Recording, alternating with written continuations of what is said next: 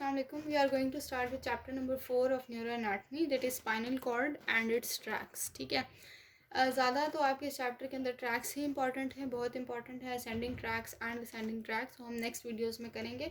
लेकिन आज जो है वो हम सिर्फ उन ट्रैक्स से पहले जो स्नेल के अंदर लिखा हुआ है, वर्टिब्रा का थोड़ा सा स्ट्रक्चर बताया हुआ है, इसी तरह स्पाइनल कॉर्ड का बेसिक स्ट्रक्चर बताया हुआ है.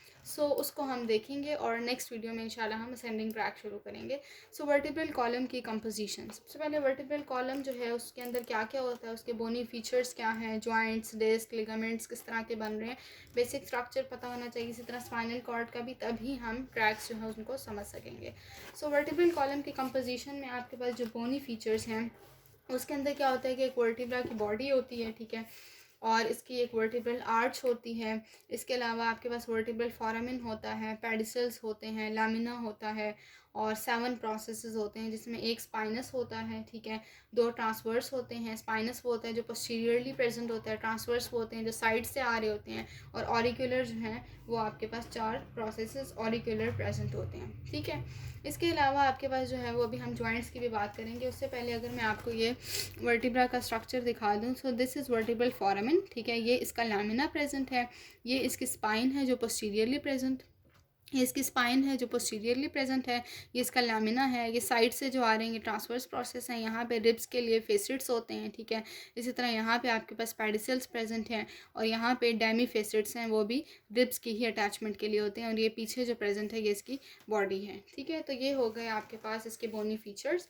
नेक्स्ट हम आ जाते हैं वर्टिब्रा के जॉइंट्स के ऊपर. जॉइंट्स जो हैं वर्टिब्रा के बीच में वो बिटवीन वर्टिब्रल बॉडीज़ भी हो सकते हैं या बिटवीन वर्टिब्रल आर्चेस भी हो सकते हैं. जो वर्टिब्रल बॉडीज़ के बीच में जॉइंट्स होते हैं वो आपके पास जो है इंटरवर्टिब्रल डिस्क या फिर लिगामेंट्स की फॉर्म में होते हैं. इंटरवर्टिब्रल डिस्क जो आपकी एडजेसेंट वर्टिब्रे के बीच में प्रेजेंट होती है, उसके 2 पोर्शंस होते हैं. एनुलस फाइब्रोसिस, ठीक है, जो कि आपके पास एक कह सकते हैं कि इसमें फाइब्रो कार्टिलेज है ये बेसिकली, ठीक है. और जो न्यूक्लियस पल्पोसिस है वो उसमें जेलेटिनियस मटेरियल प्रेजेंट होता है.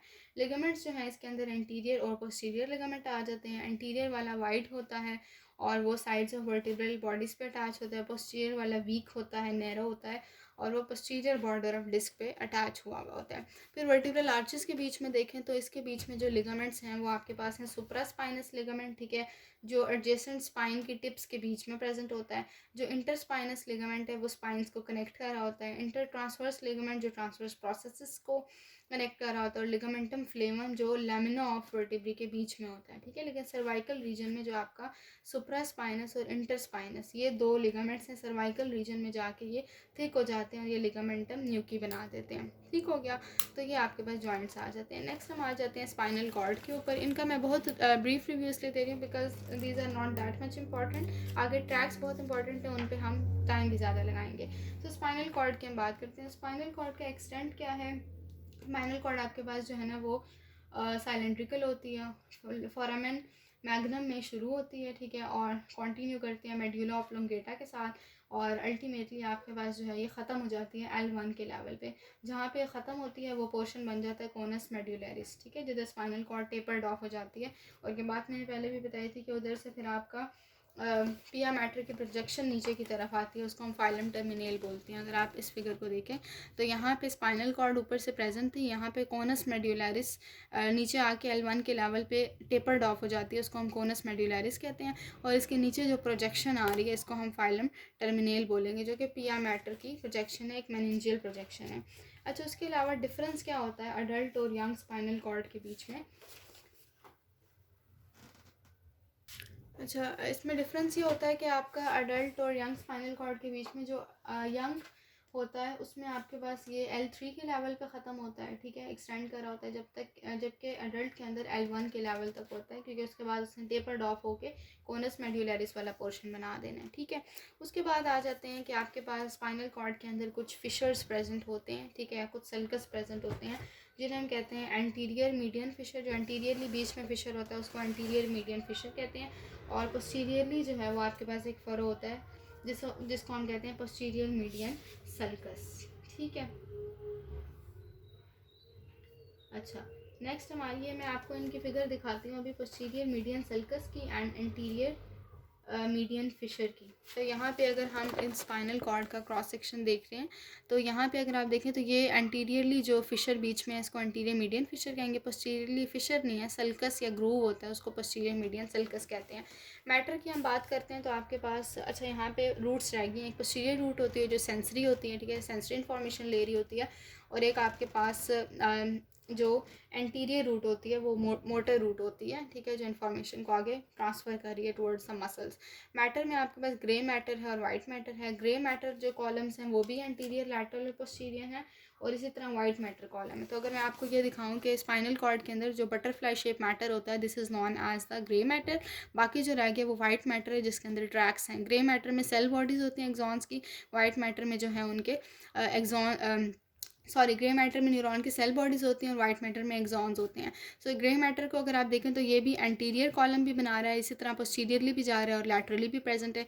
वाइट कॉलम को भी देखें तो वो भी पोस्टीरियरली है, एंटीरियरली है और इसी तरह लैटरली भी प्रेजेंट है। फिर आपके पास एक ग्रे कमीशर भी होता है जो दोनों साइड के ग्रे कॉलम को कनेक्ट कर रहा है, ये ठीक है, बीच में ग्रे कमीशर है जिसके अंदर सेंट्रल कैनाल प्रेजेंट होती है। नेक्स्ट आपके पास है नर्व सेल ग्रुप्स। जो आपके पास नर्व सेल ग्रुप्स हैं इनसे एसोसिएटेड वो कौन कौन से हैं।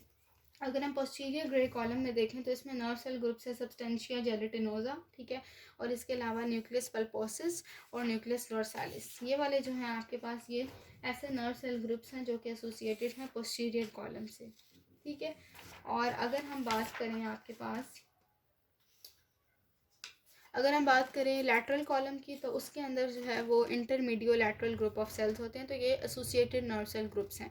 कमीशर्स की बात करें तो उसमें मैंने आपको बताया ग्रे कमीशर है, ठीक है, ग्रे कमीशर आगे से पोस्टीरियरली भी होता है और एंटीरियरली भी होता है, ठीक है, इसके दो पोर्शंस हैं। तो सेंट्रल कैनाल जो है वो बेसिकली इसके बिल्कुल सेंटर में प्रेजेंट होती है। ग्रे कमीशर का थोड़ा सा पोर्शन जो पीछे की तरफ जा रहा है वो पोस्टीरियर बना रहा है और दूसरा वाला जो है वो इंटीरियर बना रहा है। अगर मैं आपको इस फिगर में अगेन दिखाऊं, ये ग्रे कमीशर था, इसका ये वाला पार्ट पोस्टीरियर ग्रे कमीशर हो जाएगा और ये वाला पार्ट इंटीरियर ग्रे कमीशर हो जाएगा। इसके अलावा अपेंडाइमा क्या होता है, आपके पास अपेंडाइमल सेल्स होते हैं। बेसिकली आपके पास ये होता है कि सेंट्रल कैनाल जब ऊपर जाती है तो वो थोड़ी सी वो ओपन करती है फोर्थ वेंट्रिकल के अंदर, ठीक है, लेकिन इन्फीरियरली वो एक्सपैंड करके टर्मिनल वेंट्रिकल बनाती है जो कि टर्मिनेट करती है within the root of filum terminale. उसमें CSF होता है और उसमें सिलेटेड कॉलमनर एपिथेलियम होती है जिसको हम अपेंडाइमा बोलते हैं, ठीक है। तो ये आपके पास हो गया है कि हमने मेन देख लिया कि स्पाइनल कॉर्ड का क्या क्या स्ट्रक्चर था, ठीक है। उसके बाद जो ट्रैक्स हैं आपके पास असेंडिंग डिसेंडिंग ट्रैक्स हैं उनको हम नेक्स्ट वीडियोज़ के अंदर स्टार्ट करेंगे। Thank you so much.